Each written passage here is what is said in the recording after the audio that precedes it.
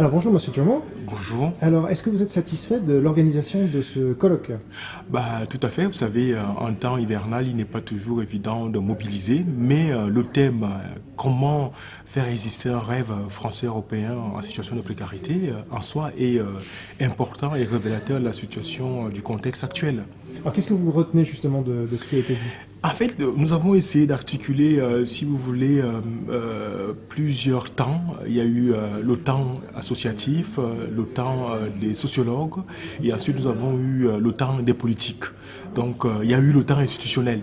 Et tous ces temps, pour voir quelle corrélation il pouvait exister entre ces différents acteurs pour tirer vers le haut des personnes qui rencontrent les situations de précarité. Et quand on dit précarité, vous comprenez, ce n'est pas une précarité liée à la peau, à la couleur de la peau.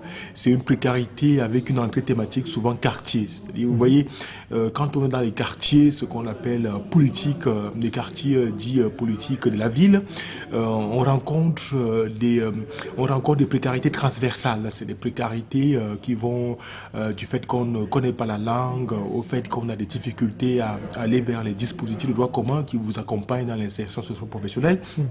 Et on a pu mettre ensemble ces différents acteurs, chacun disant de quelle manière il réussit à tirer son public vers le haut pour que le rêve devienne réalité. Très bien. Et dernière question peut-être, parce que moi ce qui m'a frappé, c'est que tout ce qui est dit ici est très constructif. C'est-à-dire qu'on veut pas, on n'est pas dans le rejet de l'autre, on n'est pas dans le communautarisme. Est-ce que finalement ce genre d'initiative n'est pas plus constructif que d'autres initiatives comme le CRAN par exemple, ou qui va rassembler des gens sur leur couleur, hein, c'est le Conseil représentatif des associations noires. Qu'est-ce que vous en pensez, vous? Je voudrais dire que, si vous voulez, il y a la place pour tout le monde. Moi, je pense que l'existence du CRAN est liée au fait que les personnes, justement, qui s'identifient par la couleur de leur peau ne se sentent pas représentées ou représentatifs. C'est ça qui a fait que le CRAN émerge, que le CRAN naisse. Faut-il alors dire que le CRAN n'a pas sa place ou est communautarisé ou communautariste? Ça dépend des lectures qu'on en fait. Quelle utilisation le CRAN fait de cet outil qu'il a mis en place? Si c'est un outil pour s'enfermer, alors je dis non.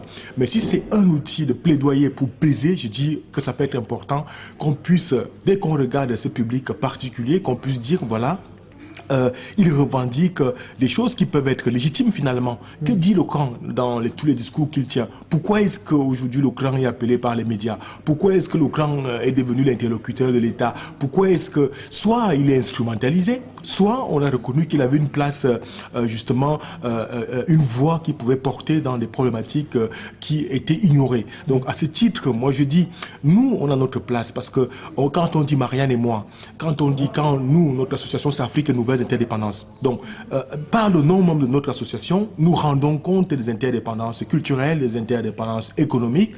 Quand on regarde l'équipe nationale de France, c'est encore les interdépendances parce que, je dis, l'équipe nationale de football. C'est les interdépendances. Il y a, Georges Frêche, père son âme, avait à un moment mis en avant le fait que cette équipe avait beaucoup de personnes de couleur, mais trop de noirs.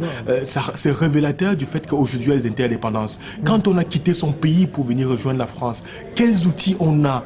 Qu'est-ce qu'on fait pour rejoindre ce pays?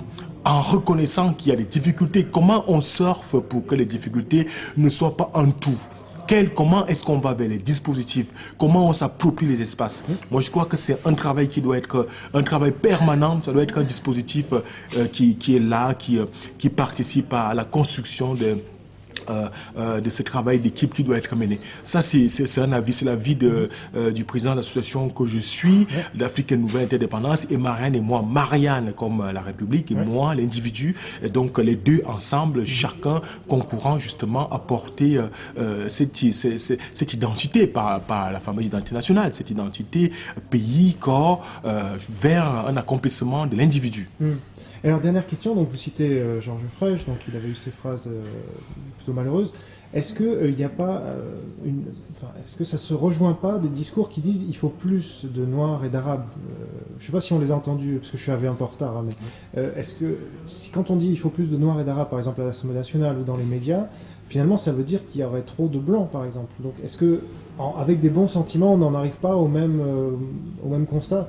Non, mais je crois que il y a un contexte, il y a des problématiques. Vous savez, la France change. Ça se voit quand vous vous promenez à Paris.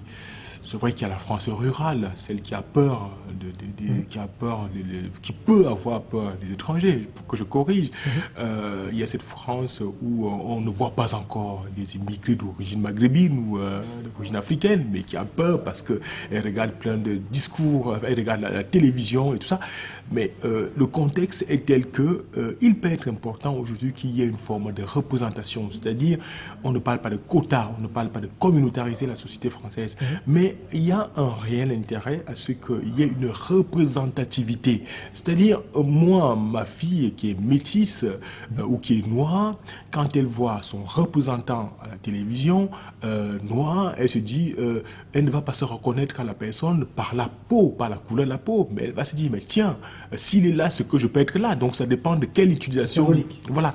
Non, symbolique. Quand on dit symbolique, ça rejoint le gadget. Non, on peut être d'origine immigrée, autre, mais être efficace. Ça peut être fort aussi. Voilà. Donc c'est ça qu'il faut pas. Parce que le truc, c'est si vous voulez, nous travaillons assez que progressivement, parce qu'il faut l'admettre. Ça ne va pas se faire comme ça en claquant des doigts, parce que comme l'a dit pendant la table, on a reconnu que le pouvoir, quand on l'a, on ne veut pas le lâcher. Oui, on ne veut pas le lâcher. Qu'est-ce qu'on fait? Quel travail citoyen est fait pour que les personnes d'origine immigrée ou les personnes tout simplement précaires, parce qu'il ne faut pas réduire tout à la précarité, c'est finalement le blanc qui habite le quartier, qui n'aime pas, qui finalement, parce qu'il vit dans un quartier envahi, entre guillemets, par les Noirs et les Arabes, ne se reconnaît plus, ne s'identifie plus, n'est plus à l'aise, parce que dans la précarité, il estime que sa précarité doit être mieux prise en compte que celle... Voilà, au moins autant. Donc tout ça fait que, si vous voulez, il y a un travail qui doit être fait, même pour ces personnes, pour qu'elles comprennent que finalement, elles peuvent, elles aussi, s'emparer de cette place dans la société. Très bien. Ben, merci beaucoup. C'est moi qui vous remercie.